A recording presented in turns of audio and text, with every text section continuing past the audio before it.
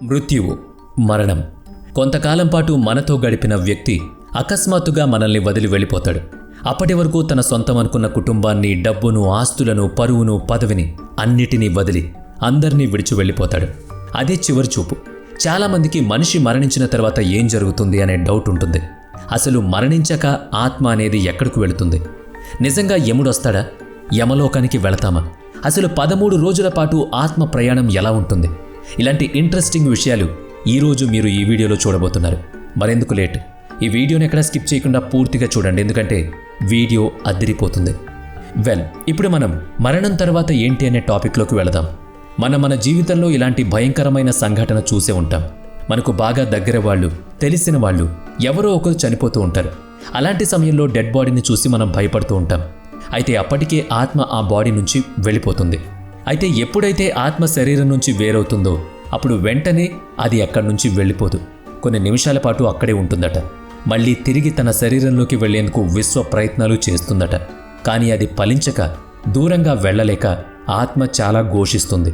మరోవైపు చనిపోయిన వ్యక్తిని కొత్త బట్టలతో చుట్టి, కాళ్లు కదలకుండా కట్టి, నోటిలో తులసి రసం పోసి డెడ్ బాడీని చితికి చేర్చేందుకు దగ్గర వాళ్ళు సిద్ధం చేస్తారు. ఆ తర్వాత గంధపు చెక్కలపై లేదా మామూలు కట్టెలతో చితిని పేర్చి దహనం చేస్తారు. పూర్తిగా కాలేంత వరకు కుటుంబ సభ్యులైతే అక్కడ ఉండరు, కానీ కాటి కాపరి మాత్రం పూర్తిగా కాలేంత వరకు చూస్తాడు. దీన్నే మనం అంతిమ యాత్ర అని పిలుస్తాం. ఆ తర్వాత వరుసగా 13 రోజుల పాటు కార్యక్రమాలు నిర్వహిస్తాం.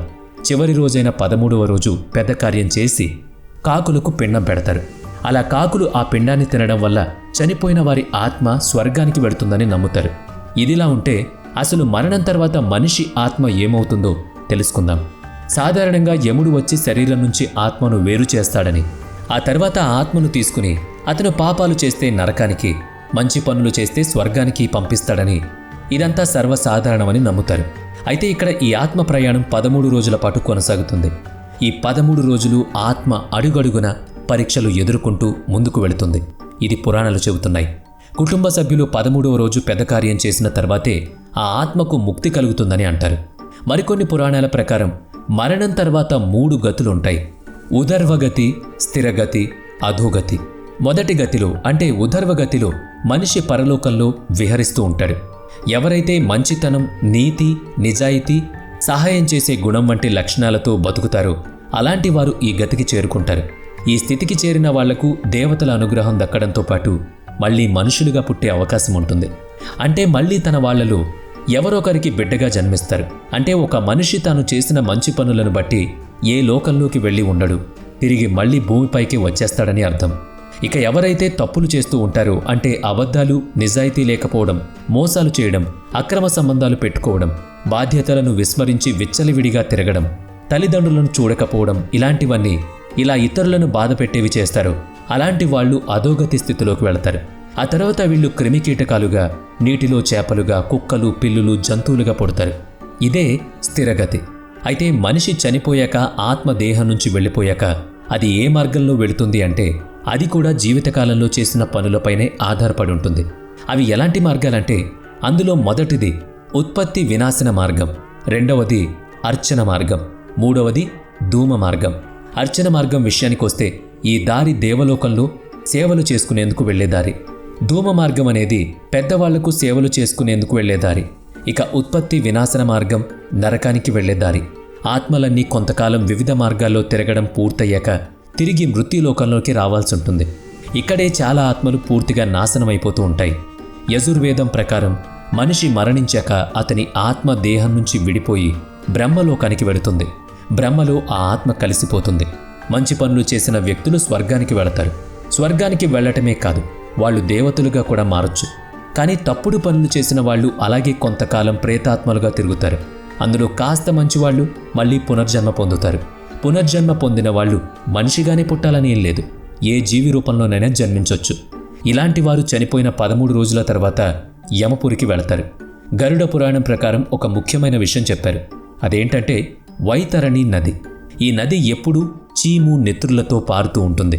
గోవులను ప్రేమగా చూసుకున్న వాళ్ళు చనిపోయిన తర్వాత మనిషి ఈ వైతరణి నదిని సునాయాసంగా దాటి యమపురికి వెళతాడట. లేదంటే ఈ నదిలో పదే పదే పడిపోతూ ఉంటాడట. ఒకవేళ పైకి లేచినా యమదూతలు వారిని ఆ నీటిలోకి తోసేస్తూ ఉంటారు.